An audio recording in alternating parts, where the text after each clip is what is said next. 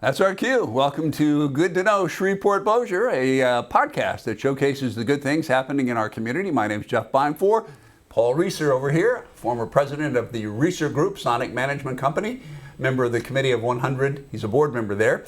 And each week we'll be focusing on economic development, community growth, and other topics about initiatives having positive impacts on our community. We'll have a new episode every other Wednesday, and you can find Good to Know wherever you listen to podcasts. Over here, not Reeser, this is Erik Evenson. He joined the Independence Bowl staff as the Director of Media and Community Relations in July of 2018, and that's all I'm going to read of that. So there's just way too much information there. So, tried to shorten it enough for you guys. So you tell us about yourself. Give us a little history. As you read, I joined the Independence Bowl staff in 2018 as the Director of Media and Community Relations. Mm-hmm. Just recently this year, transitioned to Director of Communications, kind of more overarching communications, marketing, kind of all the messaging of the bowl. Prior to that, I spent 2 years working in minor league hockey, doing play-by-play for a team called the Macon Mayhem of the Southern Macon, Georgia? Yes, sir.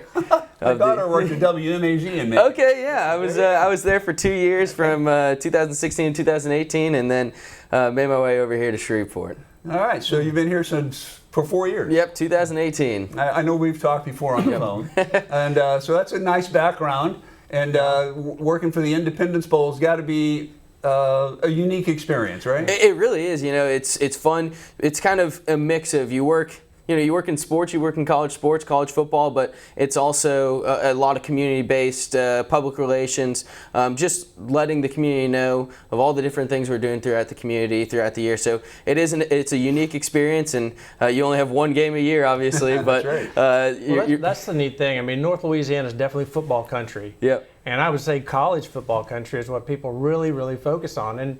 And some of us kind of forget that we have the distinction of having a bowl game right here in Shreveport. Yep. So, and it is one game a year, but it's not just one day a year. So what are some things that you do during the course of the year, Erik, to kind of, how does the Independence Bowl stay plugged into the community, and what are some things that you do? Yeah, so we see it as, we see the bowl as a culmination of everything we do throughout the year with the Independence Bowl Foundation. Our organization is a 501c3 nonprofit, so we're really here our mission is to bring, obviously, a great football game with a big crowd and a lot of notoriety to the city, but throughout the year we want to bring in events that bring both quality of life for the people here in Shreveport-Bossier City, but also bring people in from all over the place. So some of the things we do are we do a charity flag football tournament every year, which raises money for a bunch of different nonprofits here in the city. And then we also do a free youth clinic, which this year we had about 250 kids come out, range from ages 5 to 13, and they get college coaching. They get coaching from college coaches from Louisiana Tech, Northwestern State, Grambling, Southern Shreveport. So a lot of events like that, but then different things like 5K and half marathon that brings people, to stay in our town or in this area. A youth tennis tournament. We've done golf tournaments in the past. So just a lot of different things. It's something we're really excited about this year. It's not an event, but something we're really excited. And I'll know I'm going long here, but something I'm really excited about this year. You got a lot of time, man. Yeah. Keep going. Is we're going to donate over $50,000 this year to local teachers and education initiatives. So this September, we're going to donate $40,000 to a bunch of different teacher projects through a website called Donors Choose, and they submit their projects and what they need, and we'll go through and fund a whole bunch of those with $40,000. And then during Bowl Week this year in December, we're going to award one school from Caddo Parish, one school from Bossier Parish, a $5,000 grant, which they'll submit projects to us based on teacher retention, teacher recruitment, and teacher recognition. And we'll choose 2 schools to donate $5,000 to. So a lot of good things this year in the community. I know local teachers will be excited about that.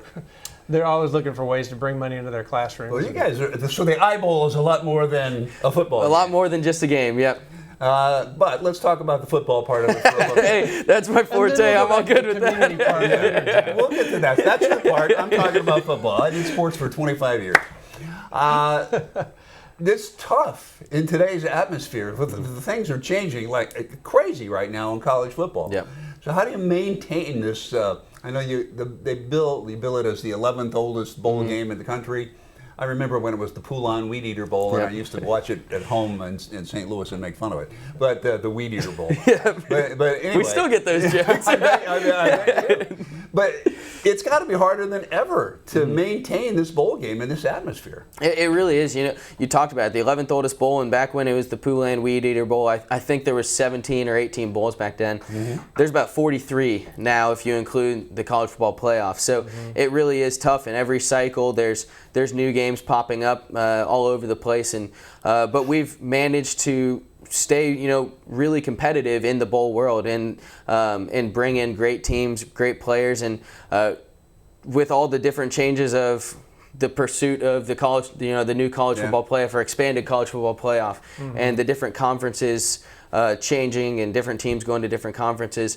Well, how do they determine what teams might possibly be here this year? So we negotiate every 6 years with different conferences, and it's kind of just every bowl it's a free for all, and you're just negotiating with whatever conferences you want to try to bring the bowl. So you have Army right now. Yeah, we have Army. We have a mix of we're rotating Army and BYU every other year, and then they're playing kind of a rotation of the Pac-12, the American, and Conference USA, which brings a good mix for us of both kind of national brands, but then also regional teams that fans can drive in from 4 or 5 hours away to come see their team. Flexibility is the key right now. Huh? Yep, it really is. It's all about right now being kind of just monitoring the situation with all the changes and just keeping up those relationships with different conferences, different teams, and just making sure that it's kind of like when you're searching for a job and you want to network with people. So if there's ever an opening, you want to be on the top of their mind. And it's just networking and keeping those relationships. So that way, if there's ever changes, you're on the top of their mind. Well, I mean, the key sponsor, just extended for another year, so he must like the benefit he's getting from this. They've been a great partner of ours, Radiance Technologies, and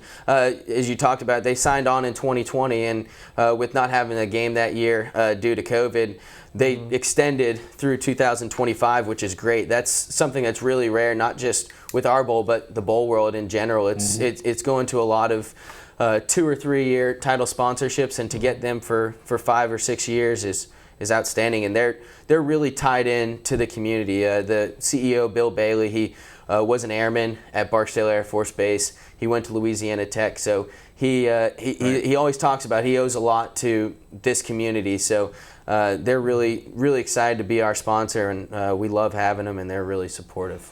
And you just announced a new, I don't know what this group is, Venue Edge. They're going to enhance the stadium experience and beyond the stadium. Yeah, so they are. It's really an interesting company. So it's a guy named David Saperstein. He used to work for ESPN Entertainment, and then he branched out and he created his own company. So they work with a lot of different college teams, a lot of different bowl games, and they will come in and basically look at our game script, our everything that we do on game day. They'll work with our team on the video board. CSC Productions is out there at the stadium, so they'll work with them and really enhance the feel and what we're doing on game day, which we have a staff of 6 people. And so it's tough to do all that. So you have to kind of bring in people that have experiences of other places and know what works in other stadiums. So we're really excited to have them on board. And I'm hogging the time here, but I want to ask you about the experience for the teams when they're here, and they were here for a few days before the game. So talk to me about that experience and their reaction to it, how they like it. Yeah, they love it. I was actually. I was telling Paul before this that I talked to a couple of UAB folks after they came here last year, and they said, upset BYU. Yep, upset BYU is a great game. It's cold and rainy, but nothing we can do about that. But they said, we've been to Hawaii, we've been to the Bahamas, we've been to Dallas, we've been to all these other places for bowls, but this was the best bowl experience they've ever had, because just the hospitality, the way we take care of them from the moment they step off the plane in Shreveport, but it really is a 4-day celebration because they have they go axe throwing at Bayou Axe over in the East Bank. Yeah. You know, they compete against each other in a lot of different events throughout the week. But then also we take them to nonprofits. We brought residents from Holy Angels and the Art Caddo Bossier out to practice to visit with them this year, and then we take them out to Barksdale Air Force Base as well to get that experience. So it really is a cool experience. You know, it's a mix of fun, but then also giving back to the community and seeing what Shreveport Bossier City is all about, and they love it. When you talk about the networking and that kind of experience for the teams to go back and talk to other coaches and other teams, I'm sure it brings a lot of people and interest to our game. Absolutely. Was it the Temple guy that was here a couple of years ago? Yep. He was Ed going Foley. crazy over his experience in Shreveport. Oh yeah, he loved it. He was all over it. Come on now. But you talk about that. He was great. He was awesome, and that was kind of, you know, we need those champions for the experience they have here, because you know people don't realize how you know how much enjoyment they have coming to this area and throughout Bowl Week. We were out at Crawfest this year, and we had a guy that he was a player on the 1988 Southern Miss team that came here to the Independence Bowl, and we were talking to him for a little bit, and he told us, you know, when my wife 5 or 10 years later was looking for jobs, we were looking at all these different cities, and I saw Shreveport, and from my experience with the Bowl, I said we got to move to Shreveport, and he's been here ever since. So it really does bring, you know, it brings national attention, not just you know the people that come here, but people that watch the game. You know, you know, that don't know a whole lot about Shreveport Bossier City, but they're watching the game. You know, they're one of the millions of viewers that are watching the game. I have that same experience. I'm from Atlanta, Georgia, and I didn't know a whole lot about this area. I knew you were going to, Jeff, every week somebody, wherever they're from, wow, Nome, Alaska, I was a trout fisherman in Nome, Alaska. I knew the insurance company from Des Moines a couple weeks ago, remember that? Yeah, you do. That's great. You've been everywhere. I'm like, Walmart, I've been to Walmart. Which one'd you go to? I've got the best Captain Crunch. But that is true. He's from Atlanta. You're from Atlanta. I know you guys. I didn't realize that. I didn't either. Yeah. Which part of Atlanta? Gwinnett County, northeast suburbs. Yeah, I'm Kennesaw. It's northwest. Okay, yeah. Turning this into an Atlanta podcast jump in here. whenever you want to there, Paul. So you keep mentioning the word community, and obviously it's with just one game. You got to do more. And you've talked about some of the things that you guys do, but talk to me about all year long about the reception that the I Bowl gets. It's obviously ingrained in this Shreveport Bossier community. Yeah, it really is, and you know, all year long with all of our events, we get great turnout. The buy-in from our organization, you know, we are like I said, we're a nonprofit that has a membership base. I'm sorry, before you get way into that, like how do people that just hear about it or have just heard about this for the first time, how do people get involved so that they know about all these things that are happening? Yeah, so the Independence Bowl Foundation is kind of the lifeline of our organization. It's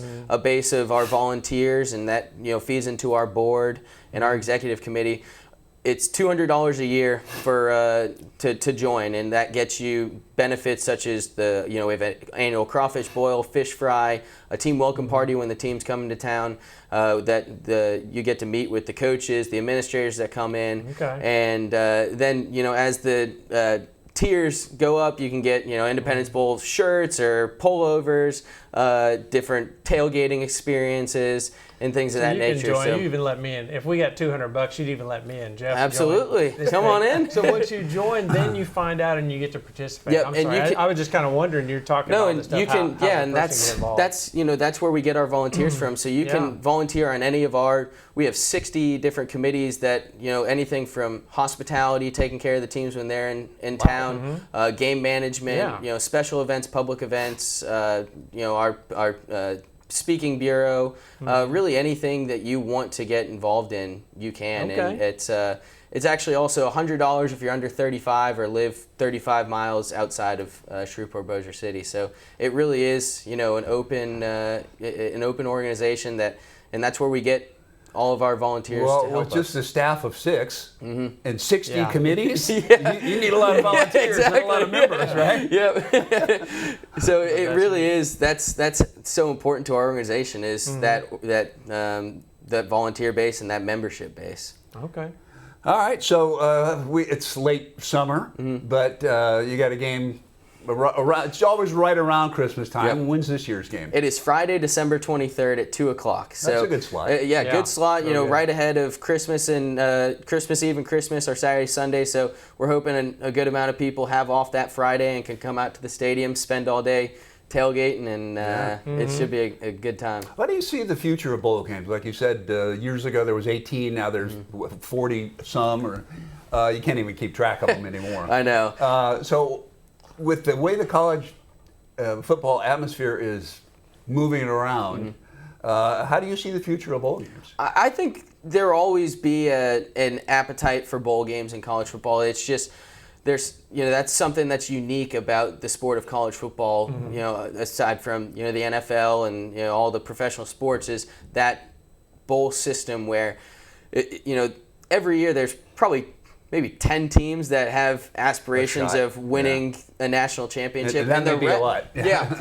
and the rest, their celebration of their season and their success is bowl games. So I think there will always be. I think that bowl games will always be around, but it's.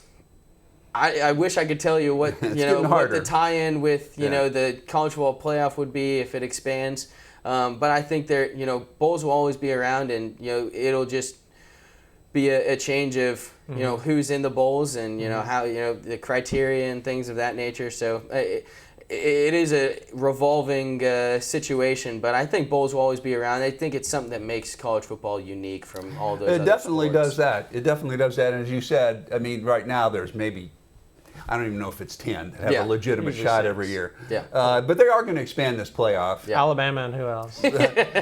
Georgia, my friend, the defending national champion. Let me throw that in there. Yeah. Well, Don't remind me of that. He I'm graduated an from Alabama grad. Really? Yeah. Well, we'll finish the show anyway. Yeah. So they are going to expand it to they're probably going to wind up with 16 teams at some point. Yep. So the bowl games are still going to be, for everybody else, they're Yep. still going to be a big deal. Yeah, I agree, and I think there's a push to the playoff that they proposed, I guess, that didn't get passed, but if they're going to go back to the bargaining table, I think. Yeah. That included bowl games, so if the bowl games are included in that playoff structure like they are now, and like I would hope that they would be in the future, the bowl games will still be here, and it'll just you'll have other bowls that will turn into playoff games that are not right now, and those other games like ours will still have prominence, especially in the kind of slot that we are now. It's a kind of above, middle to a little bit above bowl, staying competitive, and I'm hopeful that if the playoff expands, that those bowls might become even more meaningful if teams are really excited to go to those games Well, the Independence Bowl has stood the test of time, and Radius technology extended for a 5th year, so that's exciting. But we know now that it's more than just one game. It's all year. We can join for just $200, man. They'd let us in. Most clubs don't let You Jeff. can pick up my tab. Dude. Well, I'm under 30. Never mind. But so what does it mean? I mean, it's a fun thing. It's a great weekend. People that go out to the games here locally. It's exciting when all the other teams come into town. But what does it mean for Shreveport-Bossier nationally? What kind of exposure do we get from having a bowl here? It's a lot of exposure. If you just locally, last year we did an economic impact study, and it was just under $6.5 million in direct and indirect spending, but there was about $11 to $12 million of exposure value from mentions of the Independence Bowl in Shreveport-Bossier City throughout the year. But then also we had 3.35 million viewers last year on ABC, and that's a huge. It's basically a 3-hour commercial for the city of Shreveport, or for Shreveport-Bossier City, because they show all of we send them a shot list, and they they show locations throughout the city. That's what I was going to ask you. What kind of what do they show during the games to spotlight the community? Yep. So they show the boardwalk outlets. They show downtown. We did a big pep rally, Battle of the Bands, Mardi Gras preview parade, a big free concert the night before the game. We're doing all those again this year, but they show those. We take we take them over to show them to the municipal. All of the kind of historic. Went to the aquarium, Sideport. Show all of the kind of fun things and landmarks throughout the city that there is to do. Yeah. And kind of highlights everything about this area. That's pretty cool. What how do the players react to doing all those things? Oh, they love it. How do they like the axe throwing? that was something we introduced last year, and it was a blast. I mean, it was so much fun, and it's actually we do a few competitions throughout the week, and it's a best of 3, and the team that wins 2 out of 3 of those competitions, including the axe throwing, they get a wrestling belt, and they go crazy when they got their wrestling belt. It was awesome. Well, just undervaluing or understanding just how much the value for national television exposure is in a sporting event that's live, which is rare. But I used to have an affiliation with the Sonic Drive-In old restaurant. I used to. I'm the artist formerly known as the Sonic guy. Yeah. He owned like 38 of them, so an affiliation. But when we did NASCAR years ago, we're like, well, let's sponsor NASCAR. To have a little logo about 6x6 on the hood, on the fender of Kevin Harvick's car was $4 million. Really? Yeah. Whoa. So I can't imagine what the cost would be to just have your city 100% highlighted on one of the only bowl games of the day in a premium slot. Yeah. So that is great markening for the community. So did you do it for $4 million? We did, man. I got tickets to Talladega. Man. Come on. Well, that's all you wanted was the tickets to Talladega. I don't know if that was the best business decision. I might could have got the tickets cheaper, but it was a national decision. Yeah. So anyway, $4 million for one of these things. You're getting a lot more. Don't forget the tickets. Right. You're getting a lot more exposure for the game, right? Yeah, for the community. Yeah, absolutely, and it really is. We see it as a 3-hour commercial for the city, and it really is valuable. All right, fantastic, man. This is a great deal. Don't you wish you could do like 10 or 11 games every year? It is hard, the one year or one game a year. It's it gets slow in January, February. Then we start kicking it up with our events. But there's nothing like getting ready for the bowl game. You have the Innovation Bowl. Talk about that. Yeah, Innovation Bowl. Yeah. That's something we're starting this year. We're working. Radiance has been a great partner of this. We actually got the copyright on Innovation Bowl a few years ago before Radiance was in the picture. And when we signed them on as our title sponsor, we said this is a great way to get them even more involved. And so Radiance Technology is a technology company, obviously. So explain what the Innovation Bowl is. So Radiance Technology is a military tech company. Do a lot of cybersecurity. For all the engineers that are still listening to the podcast now. DOD, Department. That's all I got. Those are my buzzwords I give. But the Innovation Bowl is it's a competition that we involve the universities that are tied in with the bowl. So BYU, Army West Point, all the Pac-12, Conference USA, American conferences. Universities, and those universities will have students and one administrator put together teams that will put together a project based off of a subject that Radiance Technologies comes up with. So this year, I won't blow it away. I don't know all this stuff. It's geospatial technology of something. I'm lost. And how it affects or how it can be used for climate change and stuff of that nature. Jeff designed a model for that one. He was making it. Well, you should get into the Innovation Bowl. I did it on a napkin at Sonic. But that's neat, though. It really encompasses a lot of the community, not just sports, but also that's probably why they're so interested in helping out with the schools. Exactly. And so that's exciting. So they're going to have these universities. What's the prize? The prize is $25,000. So these universities will submit their projects, and then Radiance will narrow it down to 3 finalists that'll go and present to them on one of their Radiance campuses in the spring, and then the $25,000 prize will be awarded for further research and pursuit of their project. That's a great idea. Yeah, it's we're excited about it. It's something we just announced, and it's going to be another thing that we give back to both this community, but then to Radiance and to the schools that we're tied in with. Yeah, that's fantastic. Another reason for them to want to come and play in this bowl game. Exactly.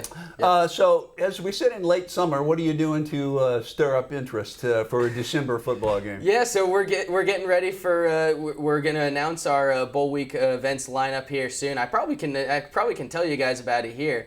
All right, a scoop. We're going to announce that, but we're really excited. So this year we'll have the Big Game Show, which is one of the competitions we have with the teams. It's a Family Feud style game show that the two teams compete in, and it's a lot of fun. We'll also have the FCA breakfast as usual, which is a really wholesome breakfast that we do.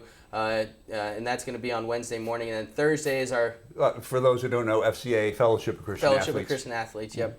And then Thursday is our kind of big night of events that we are going to have it's going to start out with a Mardi Gras preview parade that's going to start in downtown Shreveport. It's going to come over the Texas Street Bridge, through the Louisiana Boardwalk, and then through the East Bank District. Nice. Oh, nice. That'll be followed up by a battle of the two marching bands from the two teams. That'll be at the East Bank Plaza at 7 o'clock that night. And then we're going to do a free concert behind Bojack's and Frozen Pyro and those restaurants back in Hurricane Alley. And that's going to be Parish County Line coming for a free concert. So. Wow, you guys are doing a lot of planning here. I know, yeah. But you heard it here first. Folks. That's did why hear you it here should tune first. in to Good to Know. That's good. That's good to know, Jeff. Yes, it is. For like just 6 guys, you guys are thinking of a lot of stuff. Oh, I know. That's right. But just getting that fan interest. Our public tickets will go on sale in September as well. We're in the midst of ticket renewals right now, and just getting ready for the bowl and promoting the two teams. I'm sure we'll promote a ton of Army football this year. Yeah. And fans love the bowl predictions and stuff like that. So. Look, when you got Army coming to your bowl game, then you can hit the patriotic notes. Oh right? yeah, absolutely. And this is right. such a this is such a strong military community, and that's one of the main reasons we wanted to bring in Army in the first place. Is sure it's Barksdale Air Force Base, but just a strong military tie in this area, but then throughout the state, Fort Polk and the surrounding kind of region. Yeah. Well, you guys are busy. Do you ever take a day off? I wish. So no. You had to leave right from here to go put up tables and set up for a big fundraiser you're doing tonight. Yep, we have a kickoff dinner with Kim Mulkey that she's coming in, and it should be a great event.